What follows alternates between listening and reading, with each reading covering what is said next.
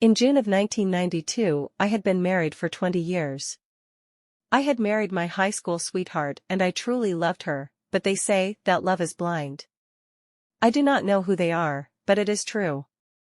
I did not know at the time, but my wife was in the early stages of developing multiple personalities due to things that she experienced early in life and never dealt with. I had found myself in an extremely abusive relationship, as a result, and was unknowingly truly miserable, but my love for her blinded me to what I was going through. I was going through a stressful time within the relationship, not being able to adjust to her multiple personalities and blamed myself for all that was going on and, thanks to her, thought she and my 2 daughters would be better off without me. I had all that I could take and started praying to God for him to take me from this hell on earth I had found myself in, and to allow the peace of death that Christ had promised within his teachings. You have heard the old saying that beware of what you pray for because your prayers may be answered? In my case, it was the truth. It took him only 3 months of such prayers for him to answer them. I came in from a trip one evening and, after eating supper, experienced tremendous heartburn. My oldest daughter, then 14, told me that my color was too pale and insisted that I go to the hospital. Then the next thing I knew, my wife jumped on the bandwagon. I had planned to go to bed that evening and have my wife wake me up at 7 a.m. The next morning, however, when she was going to get ready for work, I soon realized that I was not going to get any sleep at home, to be ready for a trip the next day, without allowing them to take me to the emergency room to be checked out. Late that same evening, I went through the emergency room and the doctor informed me that he was admitting me for tests to be run the next morning. I told him that I had to go on a run in the morning and really felt fine. Well, it was clear that I was outnumbered and gave in to his request. I was taken to a private room around 1 a.m. that morning. I was upset about the whole ordeal and just started watching TV. At 3 a.m., the head nurse walked in and gave me hell for staying up and turned off my TV telling me that they would be in early morning to run tests and that I needed my rest. She also put a heart monitor on me saying that they were very busy and did not want to take the chance of overlooking anyone, then turned out the lights and told me to go to sleep. I just gave up and decided to go ahead and go to sleep.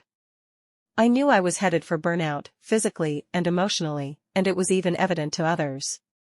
I have always been a Christian, being raised a Methodist, but I had not read anything that would have prepared me for my journey other than my spiritual beliefs. During my sleep, I found myself engulfed in this tremendously bright light. First thought was that I needed to protect my eyes, but quickly realized this was no ordinary light. There are no words in the human language to describe the feeling of warmth, belonging, peace, and especially love. Euphoria is a word that comes to mind, however, it still does no justice explaining the feeling. The word love does no justice either, for we think we know what love is, such as the love a mother has for a newborn child. Multiply that by thousands, and we might come close, if not, at least we would find ourselves headed in the right direction. Needless to say, I knew in an instant I was home and I did not want to leave. It saddened me being told that it was not my time for me to stay, that I still had a lot left to do, and that I would have to take care of my daughters. With him mentioning my daughters, I remembered the love I had for them and knew he was right. I was then told that when I opened my eyes, fear not, stay calm, do what the doctors want to do, and you will be home in 4 days. I awoke with the head nurse right in my face. Ordinarily, that would have really startled me knowing my background. But there was an overwhelming peace about me, and I did not get excited even noticing that another nurse had been nailing me with lidocaine. Then all of a sudden a man came busting in the door with the electric paddle machine and they seemed to be experiencing an intense moment. I looked back at the head nurse and asked her if they were going to spank me with those paddles. She seemed shocked, then smiled and said, "No, you are being a good boy now." At 6 a.m., my heart went into arrhythmia and set off the alarm. By the time they had reached the door, I had already flatlined. The head nurse saved my life and even more amazing, especially to the doctors. I had no noticeable heart damage at all. Later, the doctor said that in itself was somewhat of a miracle. He wrote it off to my having a strong heart, and when I flatlined, the heart muscle must have cramped enough to pass blood through it for its protection.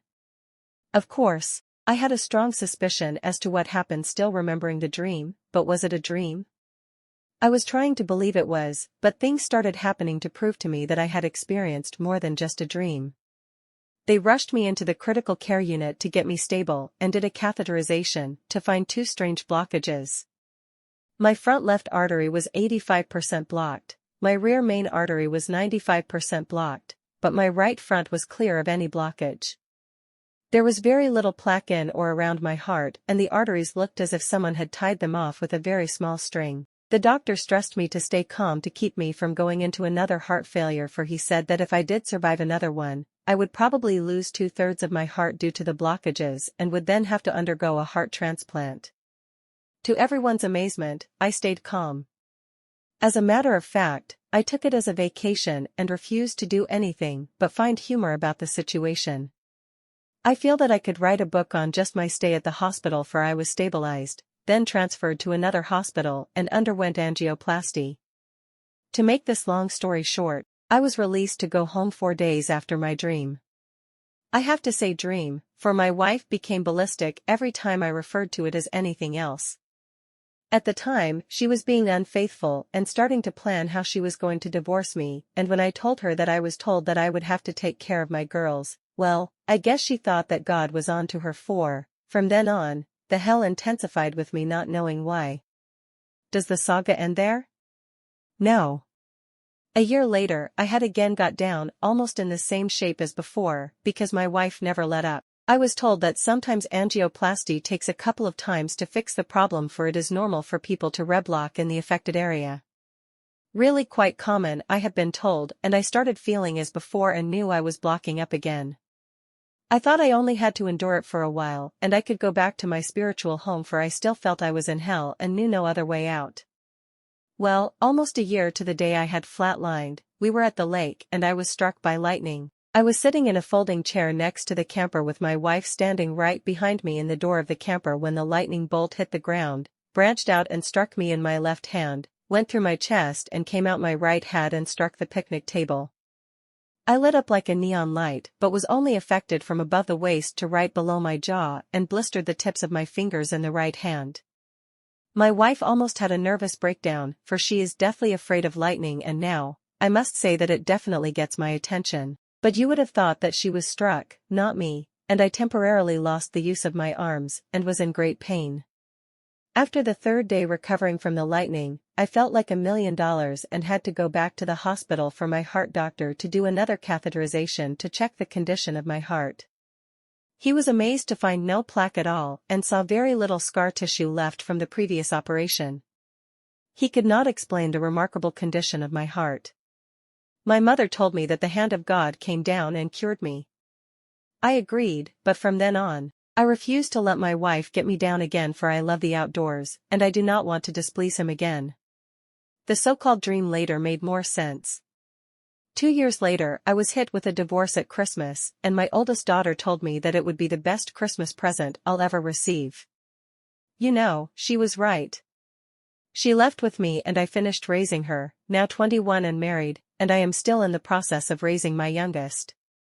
By the way, 3 months after leaving, because of the divorce, I was taken off of my stomach medicine, and 8 months later was taken off of my heart medicine, with the doctor shaking his head, saying that medication is no longer needed.